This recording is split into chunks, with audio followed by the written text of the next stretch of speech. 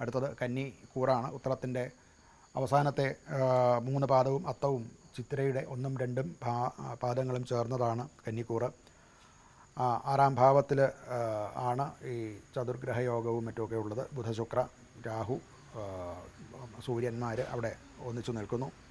അപ്പോൾ ഇവർക്ക് ഉണ്ടാകുന്ന ഒരു ഗുണം പറഞ്ഞാൽ, അവരുടെ പ്രവർത്തന മണ്ഡലത്തിൽ ഉണ്ടാകുന്ന ഒരു ഗുണം പറഞ്ഞു കഴിഞ്ഞാൽ, അവർ ഇവിടെ മത്സരങ്ങളോ മറ്റുള്ളവരുമായിട്ടുള്ള മത്സരിച്ച് ചെയ്യേണ്ട കാര്യങ്ങളിലൊക്കെ വിജയം ഉണ്ടാകാൻ സാധ്യതയുണ്ട്. ശത്രുക്കൾ തനിക്കെതിരായിട്ട് നീങ്ങുന്നവർ, അവർക്ക് പരാജയം സംഭവിക്കാൻ സാധ്യതയുണ്ട്.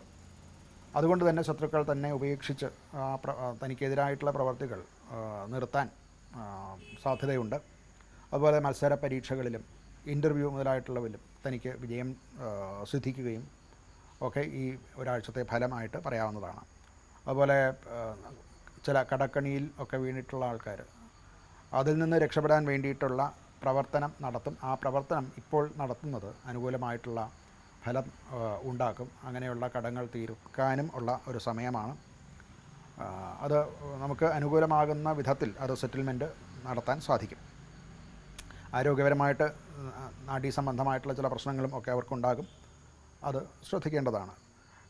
കുടുംബത്തിൽ നമ്മുടെ ജോലി തിരക്കും ഒക്കെ കാരണം വേണ്ടത്ര ശ്രദ്ധ പതിപ്പിക്കാൻ പറ്റുന്നില്ല. അതുകൊണ്ടുണ്ടാവുന്ന നീരസങ്ങളോ അസ്വാരസ്യങ്ങളോ കുടുംബത്തിൽ ഉണ്ടാകാൻ സാധ്യതയുണ്ട്. പരിഹാരമായിട്ട് ദുർഗാ സപ്തശതി അഥവാ ദുർഗാ പൂജ അല്ലെങ്കിൽ ദുർഗാക്ഷേത്രത്തിൽ ദർശനം നടത്തുന്നതും ഒക്കെ വളരെ അനുകൂലമായിട്ടുള്ള ഫലം ഉണ്ടാകും.